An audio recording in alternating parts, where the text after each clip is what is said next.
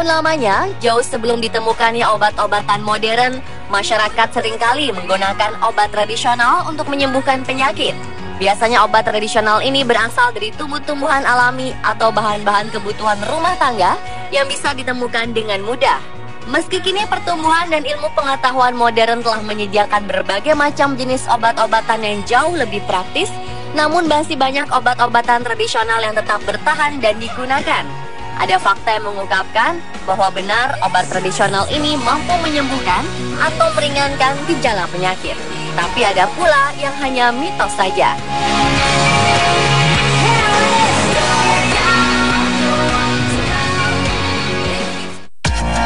We're bored in the night train. We're bored of sunlight. We want moon rays. Luka bakar pasti sering dialami dalam kehidupan sehari-hari. Ketika luka bakar ini datang, maka banyak orang yang melakukan pertolongan pertama dengan menggunakan pasta gigi. Tips ini disebarkan dari mulut ke mulut tanpa diketahui kebenarannya. Tentu saja pengobatan ini tidak tepat. Pasta gigi tidak pernah bisa mengobati luka bakar.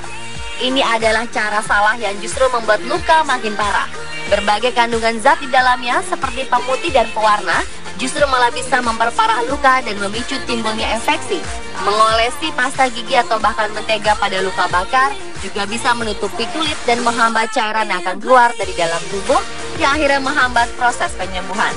Pertolongan pertama pada luka bakar bukanlah pasta gigi, melainkan air dingin yang mengalir di keran. Air dingin membantu menghentikan proses pembakaran sehingga kulit berhenti terbakar. Giliran air keran atau SM mengalir dimaksudkan agar suhu air selalu konstan dan tidak mengikuti suhu tubuh. Tujuannya agar panas tidak masuk dan menjalar ke jaringan yang lebih dalam.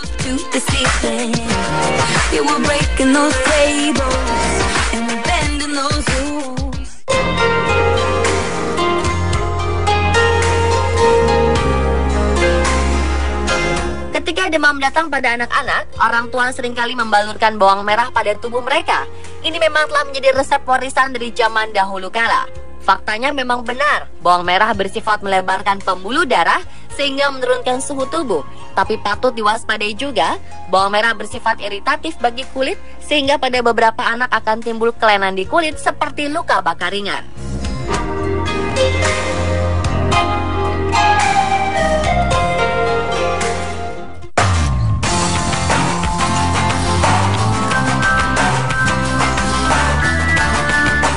Asma merupakan penyakit pernafasan yang cukup mengganggu. Ada beberapa pengobatan alternatif yang diyakini bisa membebaskan penderita asma dari gangguan sesak napas. Konon, asma bisa sembuh dengan meminum darah ular. Hal ini disebabkan karena hewan berdarah panas ini dianggap bisa menghangatkan suhu tubuh pengidap asma yang lebih dingin daripada mereka yang sehat. Padahal sebenarnya, meningkatnya panas tubuh lebih dikarenakan oleh reaksi spontan tubuh yang kemasukan benda asing, yaitu darah ular yang memang tak bisa dikonsumsi manusia. Asma terjadi karena adanya reaksi alergi yang berlebihan terhadap temperatur udara yang ekstrim, seperti panas atau dingin, bulu kucing, asap rokok, serbuk bunga, atau makanan tertentu. Hingga kini, tidak ada bukti medis bahwa meminum darah ular bisa mengobati penyakit asma.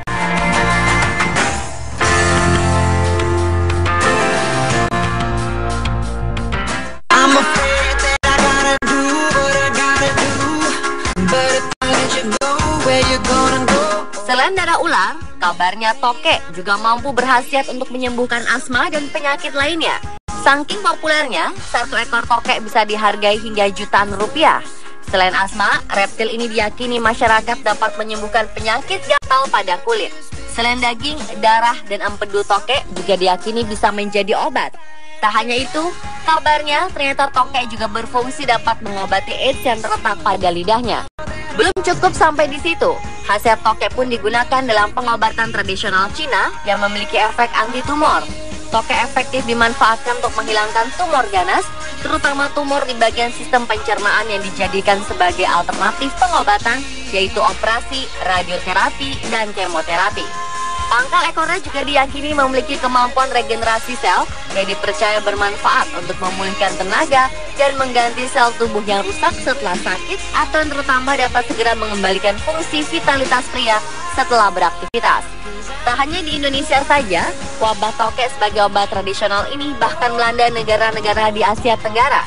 Akan tetapi, seperti yang pernah diberitakan oleh media Singapura pada Agustus 2011 silam, Direktur Komunikasi Organisasi Kesehatan Dunia atau WHO, yaitu Christy Fake mengungkapkan bahwa klaim tokek dapat menyembuhkan penyakit sama sekali tidak memiliki kredibilitas.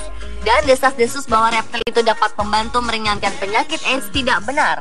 Departemen Kesehatan Filipina juga mengungkapkan bahwa hingga saat ini belum ditemukan adanya dasar yang menyebutkan bahwa daging tokek dapat bermanfaat bagi kesehatan.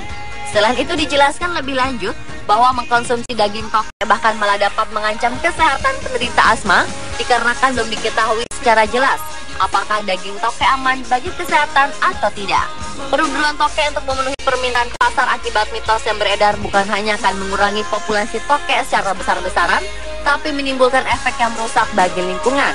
Jika populasi tokek menurun, maka ekosistem pun akan terganggu karena tokek merupakan predator alami bagi hama serangga.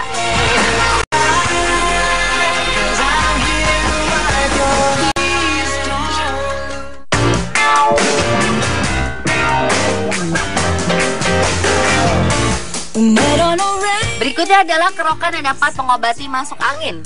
Kerokan merupakan hal yang sering dilakukan oleh masyarakat jika merasa kurang enak badan. Kerokan diyakini dapat mengobati masuk angin. Sebenarnya dalam dunia kedokteran atau medis tidak ada istilah masuk angin. Istilah masuk angin sebenarnya adalah salah satu anggapan salah kaprah yang menjamur di masyarakat Indonesia.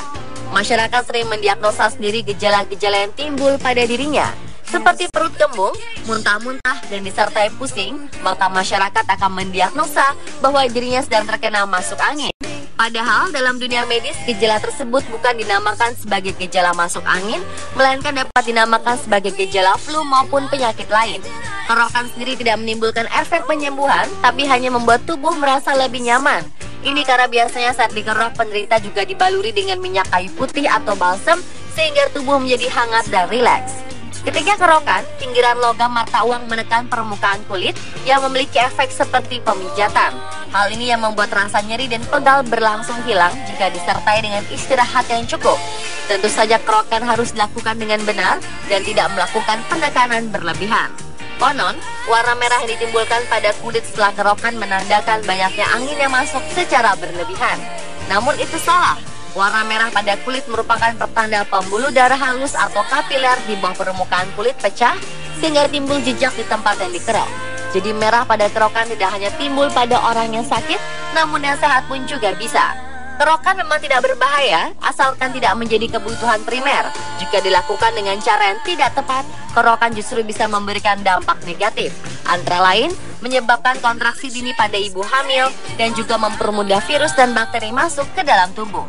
Ketika mengerok atau mengerik tubuh, maka pori-pori kulit akan terbuka lebar sehingga akan memudahkan bakteri dan virus ke dalam tubuh. Efeknya tidak akan terasa secara langsung, tapi sebagian besar orang akan merasa ketagihan saat dikerok dan pasti akan melakukannya lagi. Ketika seseorang sering kerokan, maka pori-pori kulit yang melebar akan mempermudah masuknya bakteri dan virus.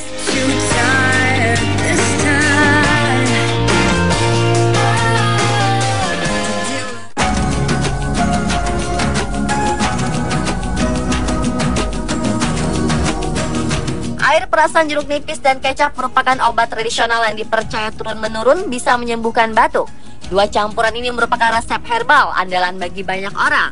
Faktanya, jeruk nipis atau Citrus aurantifolia mengandung minyak astiri dan zat-zat yang mampu mengendalikan otot-otot di pernafasan sehingga batuk menjadi reda. Jeruk nipis banyak dipakai sebagai komponen obat herbal karena pada zaman dahulu tanaman jeruk nipis banyak ditemukan di halaman rumah. Selain sebagai obat batuk, buah jeruk nipis juga berhasil sebagai obat penurun panas, obat sembelit, menambah nafsu makan, mengatasi suara serak, dan masih banyak lagi. Sedangkan tambahan kecap pada jeruk nipis hanyalah sebagian penawar agar air perasan jeruk tidak terlalu terasa asam.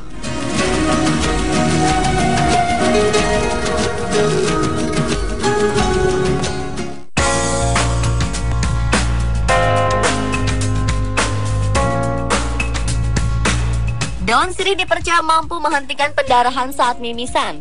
Hal tersebut memang sebuah fakta. Tanaman merambat dan termasuk dalam familia Piperaceae ini memiliki kandungan minyak esensial, hydroxychitol, cefikol, cafibetol, eugenol, methyl eugenol, caryophyllene, cadinen, estragol, terpenina, sesquiterpina, phenylpropane, tannin, diastase, gula, dan pati. Kandungan bahan-bahan kimia inilah yang membuat daun sirih dapat menghentikan pendarahan pada saat mimisan. Tidak hanya pada mimisan, daun sirih juga bisa menghentikan pendarahan pada luka. Kandungan antiseptik yang tinggi pada daun sirih juga membuatnya banyak digunakan untuk mengobati bau badan dan mulut, menyembuhkan luka pada ruam pada kulit, serta mengobati keputihan pada wanita. Kandungan fenol pada daun sirih 5 kali lebih efektif sebagai antiseptik dibandingkan dengan fenol biasa.